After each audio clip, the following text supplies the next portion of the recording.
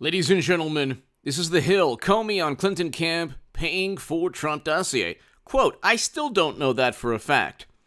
He's on record and he's under oath as saying that he didn't know the Steele dossier was purchased by the Clinton campaign and the DNC. This is just one of the many reasons, if Durham wants to, after the trial, it's by the way starting in about a week. The Sussman Trial, the Sussman and Danchenko trials are starting soon. I believe the Sussman trial is starting in about a week. And it's either the Sussman or the Danchenko trial. I think the Sussman trial is starting in a week. But I wrote in the Federalist that 18 U.S. Code 371 could be used to charge McCabe and Comey for conspiring to defraud the United States government. We know that he lied, okay? We know that James Comey was smart enough and very clever or deceptive or strategic enough to know very well that the Steele dossier was purchased by the Clinton campaign and the Democratic Party, but then pretend not to know, simply to investigate Trump based on a dossier that his direct political rivals, Trump's, fabricated. And this was when Trump defeated Clinton. So Trump defeats Clinton, and interestingly enough, Comey writes a memo which actually did more to harm Clinton's campaign than any interference from Facebook ads that didn't do anything to influence anyone. Okay, there was no interference in 2016. That is one of the most absurd propaganda spins, an entire hoax and myth that very educated people believe, because they appeal to authority and they say, well, James Clapper and John Brennan, our intelligence agencies agreed. No, only three of which were run by Comey and Brennan, and then the ODNI chief was James Clapper. But then the new director of national intelligence, John Ratcliffe, said that Clapper and all of them conspired against Trump. But of course, he's the director of national intelligence that the establishment doesn't like.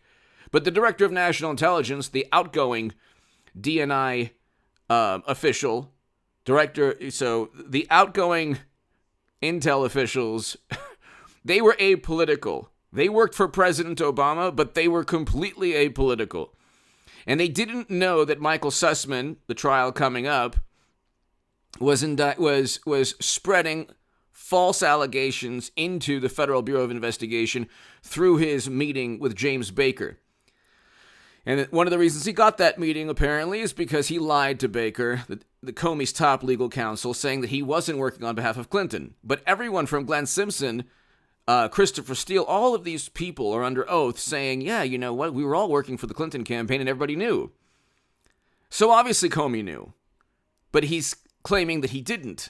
See, this is very important because you had Andrew McCabe lie 3 times under oath, around 3 times during an internal investigation in which he leaked information only because he leaked information saying that Comey allowed him to do so, but he only did so because he obtained funding from Terry McAuliffe and Democrats in Virginia. So he was compromised, then recused himself from the Clinton server probe, where she had top secret and special access program intelligence on servers, in which Comey said there was no intent to own. So James Comey is a very brilliant man when it comes to deception. He's very, very intelligent, but he's not really like... It's not like he's not... You would have to have no brain cells working to actually believe him. But what he did was, and this is what a lot of these officials do, they give half the population, or less than half, let's say, or they give half the population enough information, or the information they want, information they could use against Trump. So that's, even if it's not true, that's enough for people to believe him. These are the same people, by the way, who pontificate and worry about mis or dis type of information, which is, I have to explain in a peculiar manner, but that's how it is now. Hit subscribe, by the way, to this channel, ladies and gentlemen. Hit subscribe to the Stock Market Crash channel below in the pinned comment. Read my Federalist article on the upcoming stock market crash. I wrote it in October, and I predicted everything that's taking place, ladies and gentlemen. Nasdaq's down, 20%? From the beginning of the year. The Dow Jones is down 7-8%. And so it's only going to get worse. The system, unfortunately, this economic system, or at least the stock market's going to collapse. We're going to have a 2008 too big to fail moment for a number of reasons, and I describe that in the Stock Market Crash channel, so hit subscribe there. Share this segment everywhere. It's very, very important. Now, you'll see below in the description section the article I wrote in the Federalist on why Comey and McCabe should be charged with 18 U.S. Code 371. You can't work and conspire to defraud the United States government or its people. They knew that Trump wasn't a national security risk. The notion from very educated, smart people, oh, it's confirmed by a Republican panel. This is politics. They wanted to paint Trump as possibly being installed by the Kremlin. This way, they could investigate him and intimidate him. This way, you would have half the population vote Democrat because they truly believed that Trump was installed because of interference, which is a euphemism for Facebook ads that literally did nothing. Nobody, okay, when people say that Joe Rogan or Russell Brand or anyone has information that could harm others, they can't prove it in a court of law. We already have laws protecting people from harmful speech. We don't need Twitter. That's why they're so petrified that we'll learn about Hunter's emails or the next big story that is extremely, detrimental to Democrats. They want to suppress and silence any dissent, and they don't want information, harmful to the Democratic Party's chances to be out there. They want to say, well, it's actually information brought to you by the Kremlin, and so therefore it's interference because another country wants you to know how horrible Trump or how horrible Democrats are, and that benefits Trump. Because when the DNC emails showed that Bernie Sanders was being cheated by Debbie Wasserman Schultz, who had to resign in disgrace and then join the Clinton campaign, well, don't you understand? That was a Kremlin plot. And Comey had to find out, my God, we had interference from another hostile foreign government, who's, by the way, invading another country under the watch of President Mashed Potato Brains. But anyway, they worked... after the Sussman and Danchenko trials, he will have enough to indict, if he wants to, James Comey. And I'm not a legal scholar, but it's right there.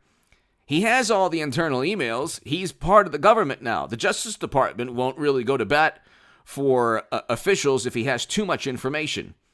So he started off with Kevin Kleinsmith, and people say, well, Kleinsmith, he just got a slap on the wrist. It wasn't a big deal. But it's like, well, that was his first indictment. There's 3 indictments now. His first indictment was a government official. He couldn't really do much. The second indictment is Danchenko and then Sussman. Those trials will unearth an endless trove of classified data, which Durham already has, and what the Clinton campaign and Fusion GPS and Democrats call privileged or attorney-client privilege data. Well, that's not going to be protected from the court. So you're going to have all the classified data, all the attorney-client privilege, which it really isn't. It's like 1,500 pages of internal communication between the Fusion GPS, the law firm. He's going to indict people in that law firm, not just Michael Sussman. And when he indicts people in that law firm, it's not good for those government officials. Because initially, right now, Durham is working with James Baker, Comey's top legal counsel, and saying, well, you were deceived by Michael Sussman. You wouldn't have met him if he told you the truth, that he was being paid by Clinton. He was an attorney paid by Clinton to dig up dirt on Trump and to give dirt to the U.S. government. And James Comey didn't know. So Durham is operating under the premise that Comey didn't know right now. This isn't rocket science. Pretty soon, he'll realize that, hey, these government officials, including James Comey, knew very well that Trump was not a problem. He wasn't installed by another country. But it was an attempt, or it was a successful effort by Democrats to infiltrate the United States government with lies about their rival Trump, to get these government officials to investigate Trump. And simply saying that they had to investigate Trump because he could have been a threat to national security doesn't protect them from 18 U.S. Code 371, because everybody knew the Steele dossier was purchased by Clinton. The Federal Bureau of Investigation knew, just like Comey knew, that Clinton had the intent to run servers outside of the United States government. That's why you would run private servers. And putting top secret intelligence on them and special access program intelligence, does Peter Strzok or McCabe or Clapper or Comey or Brennan, do they know how the Clinton team actually put top secret intelligence on servers? No. By the way, I want a Hillary Clinton, Donald Trump 2024. Trust me on that. I want a Hillary Clinton, Donald Trump 2024. Because we're still talking about James Comey and the Steele dossier, and the Durham probe is unearthing everything. This is stuff that I wrote about in 2019. I want a Hillary Clinton, Donald Trump 2024, ladies and gentlemen. Okay? And we have to have that. We have to have that. It's really hilarious, too, because,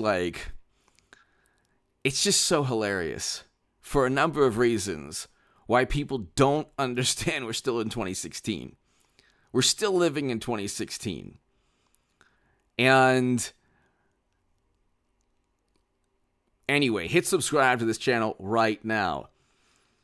Clinton-Trump 2024 rematch versus... But if he wanted to, after the Sussman trial, after the Danchenko trial, he could indict Comey. What happens is federal prosecutors, I was speaking to a very, very, very, very powerful attorney not long ago, and he stated something. He told me, look, federal prosecutors don't take on a case unless they know they can win, or there's like a 99% chance of winning, or a 98 or 95% chance of winning. So they want a case against all of these officials, and it's not just going to be a report. People say, oh, it'll just be a report. Everyone knows what's at stake. You have a political party that is just been running rampant for like 5-6 years. This doesn't happen in American politics. Intel officials have stayed out of domestic politics. You can say, well, they didn't. Okay, fine. But for decades, they've stayed out of American politics. They're meant to counter, security issues outside of the government, not side with political parties. Can't have this. You can't have domestic and foreign policy predicated upon the whims of a political party that infiltrates government agencies with lies about their opponents. Can't do that. It's not good for the country. These are the people the people pontificating about democracy are the ones who worship intelligence agents that side with them, and the ones that call anyone a bigot or an operative of another country. And they're the ones who want to silence speech and debate because they don't want people to say mean things, as they say the most vile things all the time on Twitter. Give me your thoughts below. Hit subscribe right now. If you wanted to, you can indict James Comey very easily. Very, very easily. Give me your thoughts after the Sussman and Danchenko trial. Give me your thoughts below. Thank you so much.